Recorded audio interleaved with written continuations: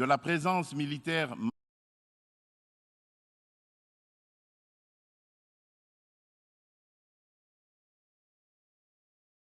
massive de l'ONU au Congo et de son soutien diplomatique pendant 23 ans, le mal sécuritaire continue à ronger mon pays. Afin d'éradiquer définitivement l'insécurité, restaurer une paix durable et assurer la stabilité à l'est de la République démocratique du Congo, plusieurs accords ont été signés avec les groupes armés et même avec les pays voisins, sous la garantie de la communauté internationale. Des mécanismes nationaux et internationaux ont été créés. Toutes ces perspectives de règlement définitif du conflit n'ont duré que l'espace de quelques mois.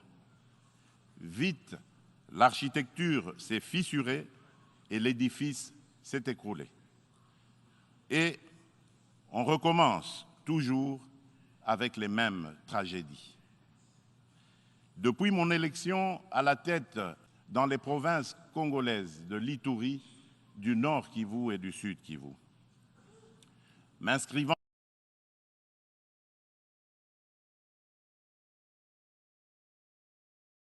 dans une philosophie de réconciliation avec nos voisins, je n'ai ménagé aucun effort pour rassurer les chefs d'État des pays limitrophes et restaurer la confiance entre nous,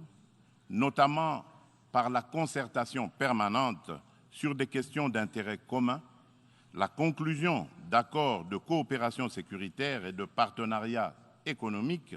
et la réalisation de projets de développement pour nos populations respectives. En dépit de ma bonne volonté, remercié par l'agression et le soutien des groupes armés terroristes qui ravagent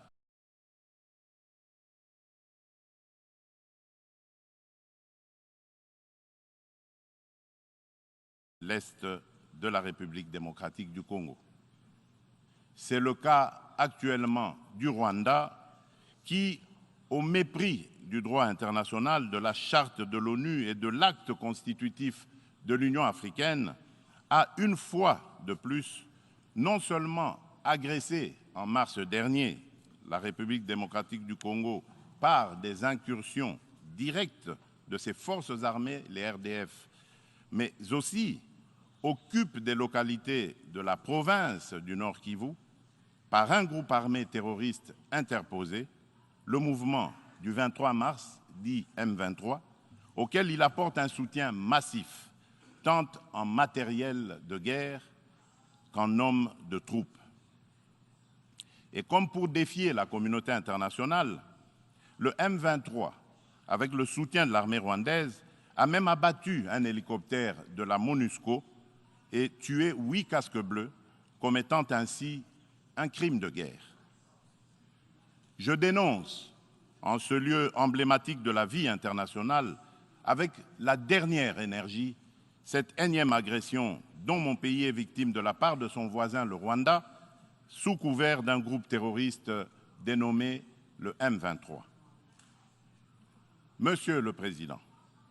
l'implication du Rwanda et sa responsabilité dans la tragédie que vivent mon pays et mes compatriotes des zones occupées par l'armée rwandaise et ses alliés du M23 ne sont plus discutables, dès lors que plus d'une fois,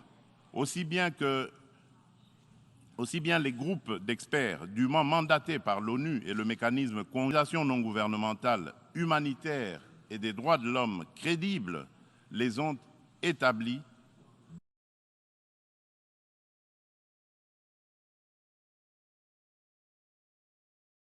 dans des rapports documentés et objectifs à la limite du scientifique. Au demeurant, pour éclairer la communauté congolaise, réitère sa demande au président du Conseil de sécurité de distribuer officiellement aux membres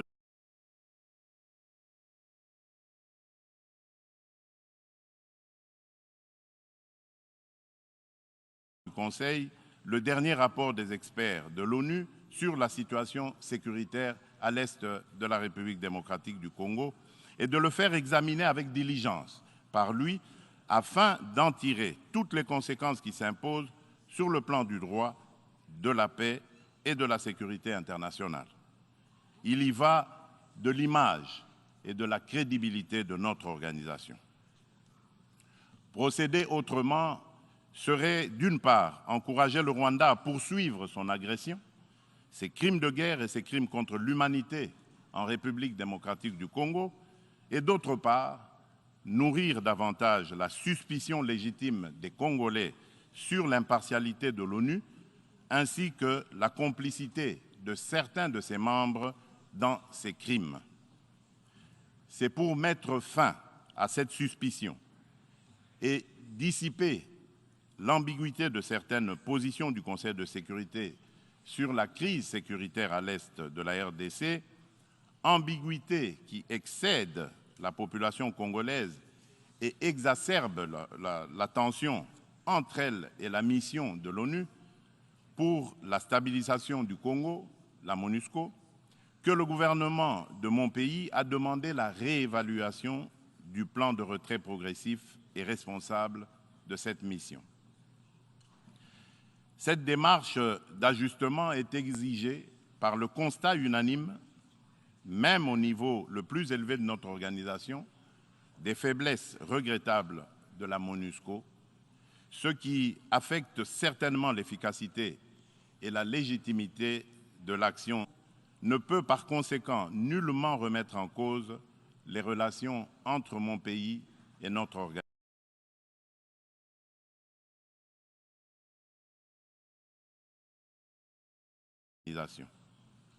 Quoi qu'il en soit,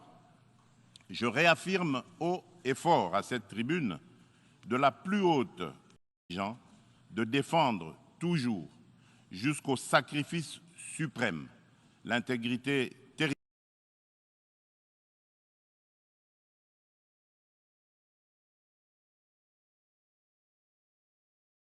territoriale, l'indépendance et la souveraineté de leur pays, dans le respect, bien sûr, du droit international et des engagements pris au sein des organisations internationales dont il est membre. C'est ici le lieu pour moi de préciser que l'État congolais et la société civile ne permettront jamais à quiconque de tenir le discours de la haine tribale, ethnique et raciale ou xénophobe dans notre pays. La Constitution de la République et les lois congolaises interdisent un tel discours et le sanctionnent sévèrement. Nul ne peut donc prétexter de ce discours imaginaire pour justifier des aventures criminelles au Congo, diviser les Congolais et fragiliser l'unité nationale à laquelle tous mes compatriotes tiennent. La République démocratique du Congo n'est pas et ne sera jamais génocidaire. De même,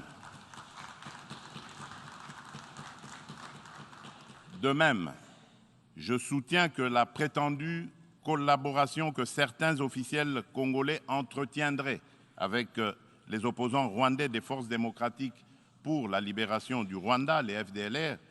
dont se servent les dirigeants rwandais pour justifier les agressions répétées de la RDC, est un alibi qui n'est corroboré par aucun fait à néant par les forces armées de la République démocratique du Congo, les FARDC, en étroite collaboration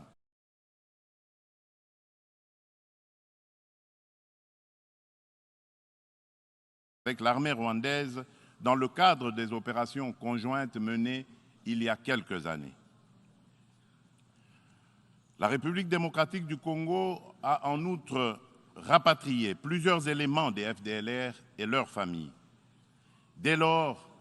les Congolais se demandent de quel FDLR parle-t-on? Quel est le mètre carré du territoire rwandais occupé par ces fantomatiques FDLR? À quel lieu précis du sol rwandais a-t-on jamais vu un jour un soldat congolais? Quoi qu'il en soit,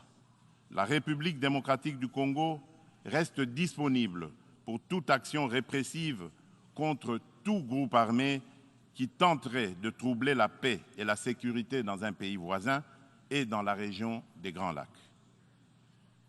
Monsieur le Président,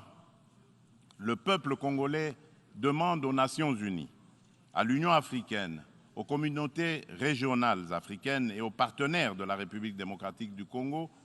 de ne plus se fier aux dénégations éhontées des autorités rwandaises et de contribuer plutôt au rétablissement de la sécurité, à la construction d'une paix durable et à la création de conditions nécessaires à une coopération fructueuse dans la région des Grands Lacs et pour le bien de tous. À cet effet, il est nécessaire de voir ceci. 1. Rendre effectif le retrait immédiat du M23 des localités occupées, le retour des déplacés congolais de ces localités à leur domicile et la cessation sans condition du soutien de l'armée rwandaise à ce groupe terroriste, selon l'esprit et la lettre de la feuille de déclaration successive du Conseil de sécurité de l'ONU, du Conseil de paix et de sécurité de l'Union africaine,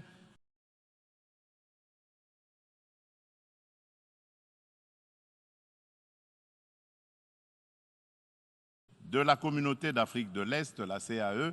et de la Communauté pour le développement de l'Afrique australe, la SADC. 2. Multiplier les pressions sur le Rwanda et le M23, dont les dirigeants sont du reste sous sanction de l'ONU, et montrer plus de fermeté à leur égard pour qu'ils respectent les positions prises par les organisations internationales précitées. 3. Appuyer la poursuite du processus de paix de Nairobi, les discussions de Luanda entre la République démocratique du Congo et le Rwanda et le déploiement de la force régionale de l'Afrique de l'Est, dont le statut et les règles d'engagement viennent d'être signés le 8 septembre dernier à Kinshasa, successivement par le gouvernement congolais et le secrétariat général de la CAE, d'une part, et d'autre part, par les FARDC et le commandement de cette force régionale. 4. Encourager le président honoraire du Kenya, le président Uhuru Kenyatta, et le président de l'Angola, de la République d'Angola, João Lourenço, médiateur de la CAE et de l'Union africaine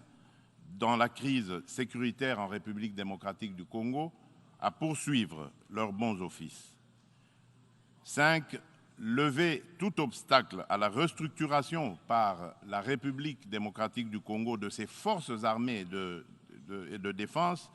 à la montée en puissance de celles-ci pour mieux remplir ses missions régaliennes,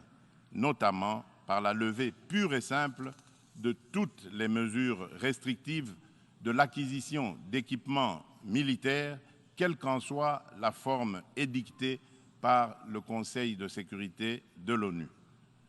La réalisation des actions préconisées ci-dessus garantira sans doute le peuple congolais de la certitude d'un règlement de la crise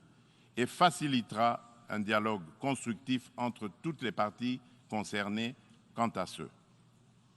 Monsieur le Président, nous, peuple congolais, sommes décidés cette fois-ci à mettre définitivement de casser à jamais le cycle infernal de la violence à l'est de la République démocratique du Congo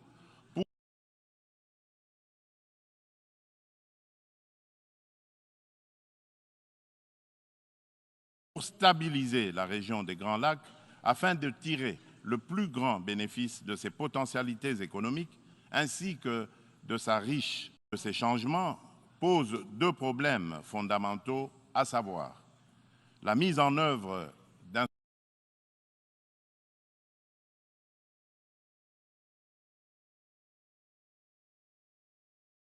instrument juridique et financier issu de négociations internationales, en particulier dans le cadre des différentes conférences des parties à l'accord des Nations Unies sur le climat, la COP, et la transition énergétique. Il est temps, d'une part, de mettre fin à l'exécution sélective des engagements souscrits par les pollueurs et d'autre part, de compenser au nom de la justice climatique les efforts fournis par les pays moins pollueurs, dont ceux de l'Afrique, pour préserver l'environnement dans l'intérêt de toute notre planète. Quant à la transition énergétique,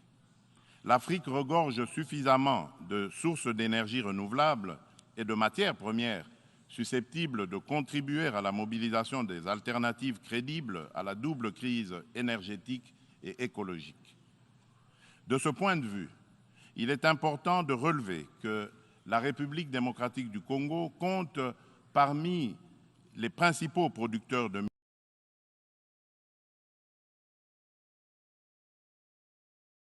minerais stratégiques essentiels à la transition énergétique et à la décarbonisation le cobalt, le lithium, le nickel ainsi que le manganèse. Mon pays s'est fixé comme objectif de produire proprement les 10 minerais à cette fin. C'est dans cette perspective que la République de Zambie et la République démocratique du Congo ont signé le 29 avril de cette année un accord relatif à la mise en place d'une chaîne de valeur dans le secteur de batteries électriques et des énergies propres. Il va sans dire, au vu de l'importance des investissements que requiert la réalisation d'un tel projet,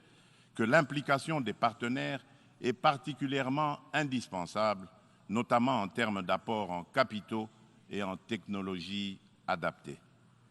En outre, afin de soutenir le programme de transformation verte des économies sur le continent africain et de rencontrer la demande d'énergie croissante dans le monde, l'hydroélectricité, le solaire, la géothermie et l'exploitation de ces gisements gaziers. De ce fait, la République démocratique du Congo se présente comme un atout à la réalisation de l'agenda 2063 de l'Union africaine à travers la mise en œuvre du projet Grand Inga, lequel pourrait également s'avérer bénéfique pour une partie de l'Europe et du Moyen-Orient.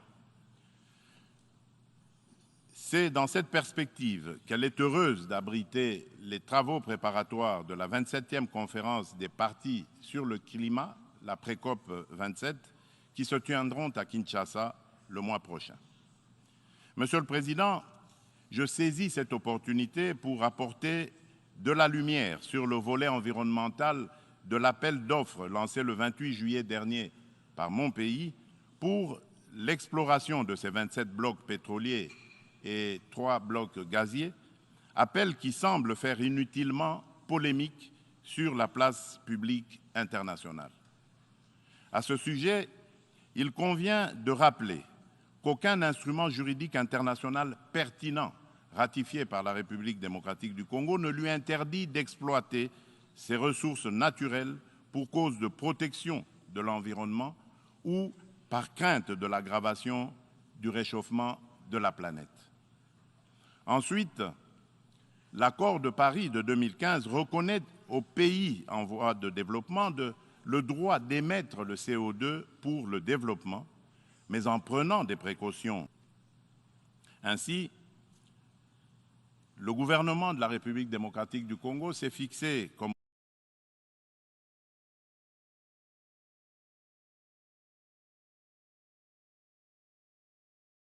objectif d'exploiter, dans le respect des normes environnementales, les ressources naturelles du pays et de les transformer localement pour leur donner de la valeur ajoutée et booster l'économie nationale, notamment par la création des richesses liquides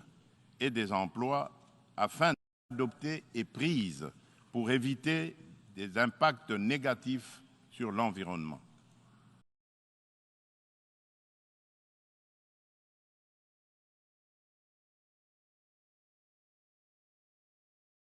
Elle prévoit, à l'instar d'autres pays d'Afrique et d'Europe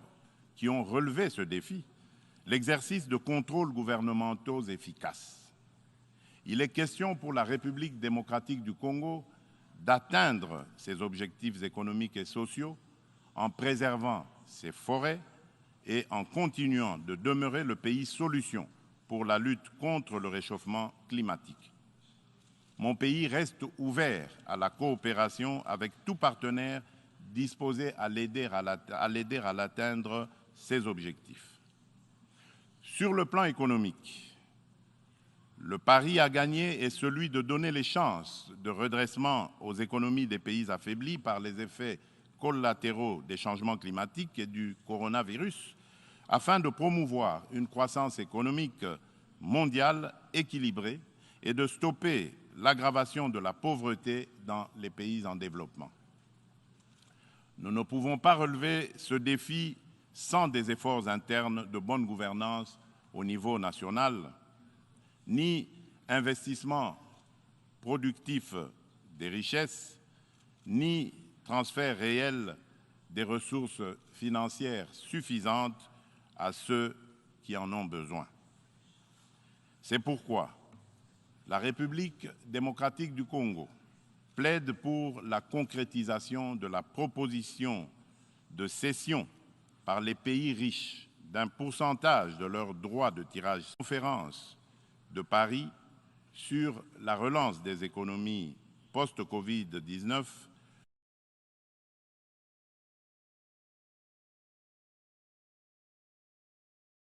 du mois de mai 2021 et appuyée par un engagement ferme du sommet du G20 d'octobre de la même année à Rome. En tout cas, toute facilité d'accès aux ressources additionnelles en faveur des pays éprouvés par les changements climatiques et la Covid-19 sera la bienvenue. De même, l'allègement du fardeau de la dette des pays à faible revenu devra demeurer une préoccupation permanente qu'il convient d'intégrer difficile par suite des effets pervers de la pandémie de Covid-19, la République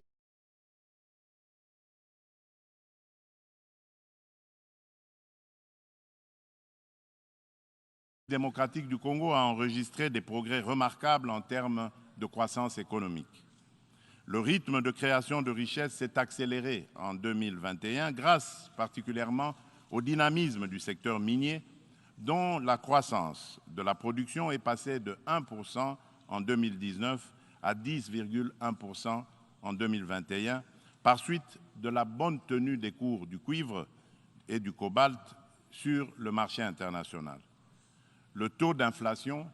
et celui de change du franc congolais sont restés relativement stables. Aussi, le Conseil d'administration du Fonds monétaire international a-t-il conclu favorablement la deuxième revue du programme soutenu par la facilité élargie de crédit.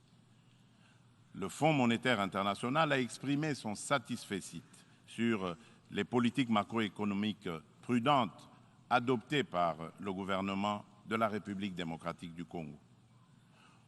Nous poursuivrons inlassablement ces politiques et l'effort d'amélioration du climat des affaires en cours pour promouvoir les investissements privés et les activités économiques en général. Monsieur le Président, la solidarité et la justice dans les relations entre les nations ont toujours été des facteurs de paix et de sécurité mutuelle car elles rapprochent les hommes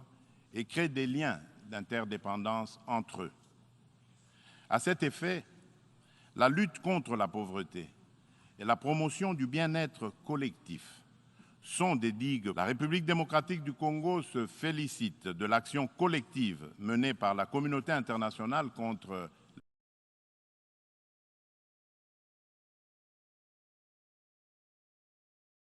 Covid-19 et salue l'initiative des États-Unis d'Amérique, New Feed the Future, pour financer l'agriculture afin de combattre la faim et l'insécurité alimentaire en Afrique par suite de la crise russo-ukrainienne et dont la République démocratique du Congo. Mon pays appelle à de telles actions et initiatives et non seulement contribue à résoudre les problèmes de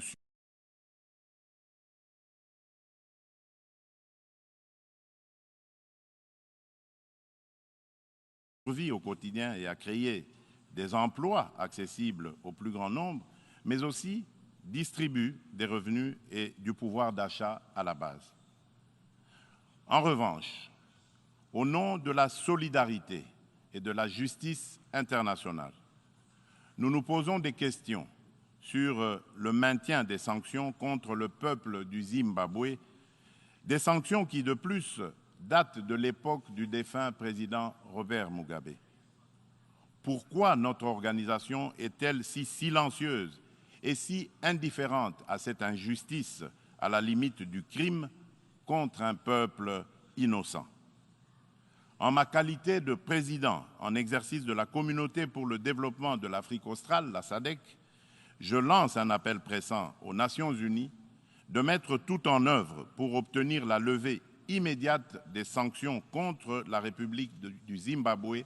et son peuple.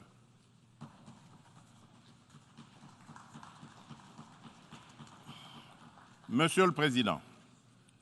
dans ce monde multipolaire, aucun pays, aussi puissant et riche soit-il, ne peut prétendre affronter seul les défis que je viens d'exposer ci-dessus, et encore moins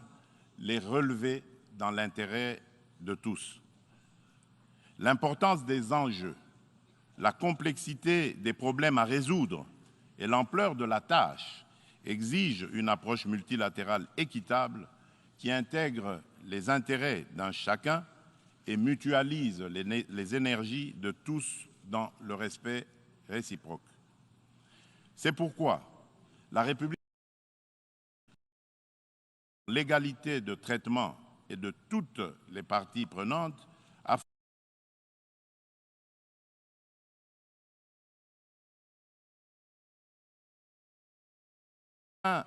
de créer des espaces de dialogue et de coopération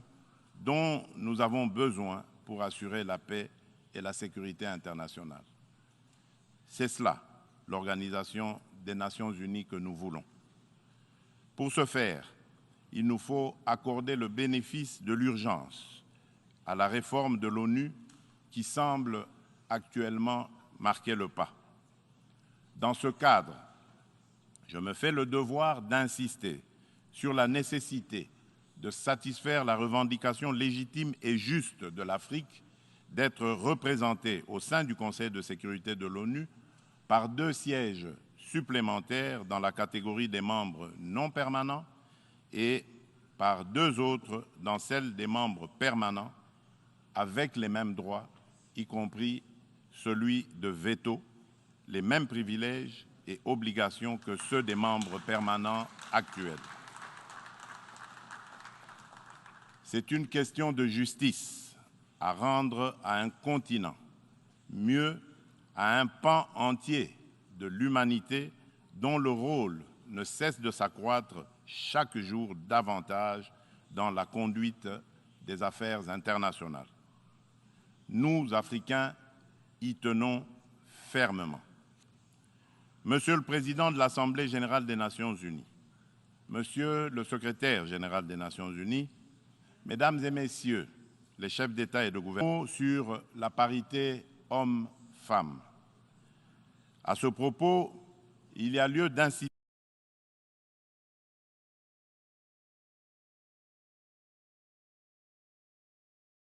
sur la nécessité de poursuivre les efforts en cours, tant au niveau international qu'à celui des États, pour créer des espaces d'égalité du genre et des opportunités de liberté et d'action pour la femme. Pour ce faire, l'implication des hommes dans les politiques de promotion du genre s'avère nécessaire parce que, d'une part, l'homme partage la vie avec la femme et, d'autre part, depuis des temps immémoriaux, pour des raisons diverses, l'homme s'est forgé une prééminence sur la femme qui lui confère une influence déterminante sur le destin de cette dernière. Nous devons mettre un terme à cette situation de fait. C'est pourquoi, lors de mon mandat à la tête de l'Union africaine, j'ai initié une rencontre des chefs d'État et de gouvernement de l'organisation continentale sous le thème de Conférence des hommes sur la masculinité positive. De ce rendez-vous historique tenu à Kinshasa en 2021, il est sorti une déclaration de l'Union africaine contenant l'engagement des hommes, notamment celui des chefs d'État et de gouvernement, de mettre fin aux violences faites aux femmes et aux filles et apporter des réponses appropriées à cette problématique. Cette déclaration constitue une véritable charte de l'Union africaine pour la femme que je m'attelle à matérialiser en ma qualité de champion de l'Union africaine pour la masculinité positive.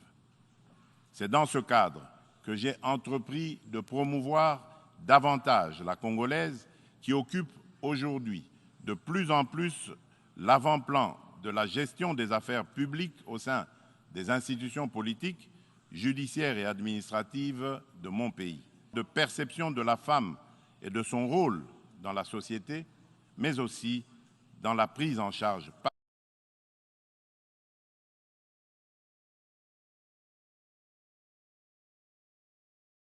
la femme elle-même de son destin. En effet, la parité n'est pas un cadeau fait à la femme, mais une de la 77e session ordinaire de l'Assemblée générale. Je vous remercie.